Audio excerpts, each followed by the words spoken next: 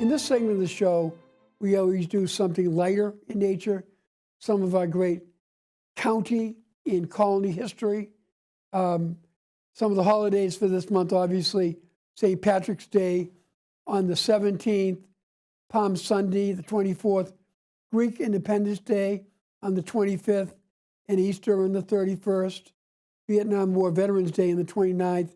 But let's go right to one of our Plymouth County notable records, certainly for the season. John Boyle O'Reilly grew up in Ireland, in County Meath. He enlisted in the British Army and was convicted for his supporting the United Ireland. He was sentenced to death, but he was instead sent to a penal colony in Australia. But he escaped with the help of a priest and found his way to Boston.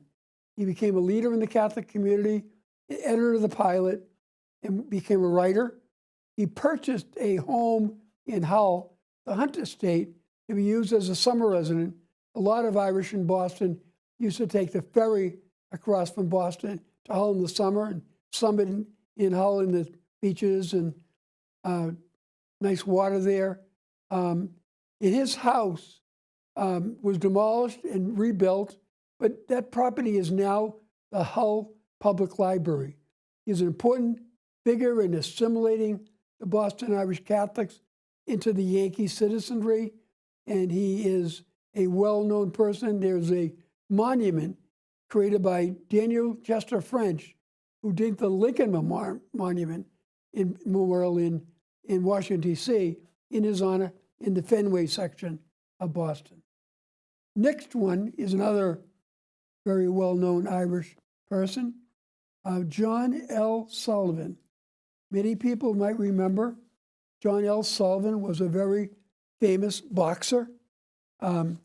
He was a heavyweight, the first modern heavyweight boxing champion of the world. He was known as the Boston Strong Boy, and he fought in the bare-knuckle days of boxing, and then fought in the Marcus Queenberry rules in the bare-knuckle days. And he had a 75-round fight win over Jake Kilrain in 1889, and that would be the last significant bare-knuckle bout in boxing. In those days, it was hard to remember exactly how many fights they had, but his only loss came at the hands of Gentleman Jim Corbett in 1892. After his loss, he never fought again, and he retired to a 60-acre farm on Hancock Street in Abington, where he lived there to his death. And the last county record is a record of a celebration we have every year in Brockton. The Strand Theater was a theater in Brockton on School Street. Back in 1941, a bunch of firefighters went in to put out a fire there. The roof came on top of them.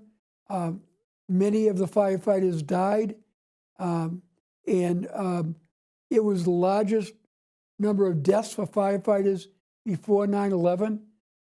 Those 13 firefighters are remembered every year by family members still. They do a ceremony, and they lay a wreath at a beautiful firefighter memorial in City Hall Plaza. And moving on to the last record is a Plymouth County record.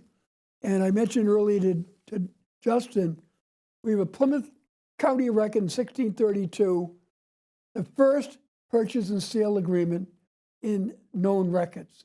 And basically it was a promise upon the payment of 26 pounds that it would be delivered at a later time. That's what makes it not a deed, but a purchase and sales agreement. I want to thank the people here at PAC TV for helping with these shows. to share this information with people. I want to wish everybody watching this show who'll see it as a belated St. Patrick's Day, but still St. Patrick's Month to many of us. And we'll see you next month. Thank you.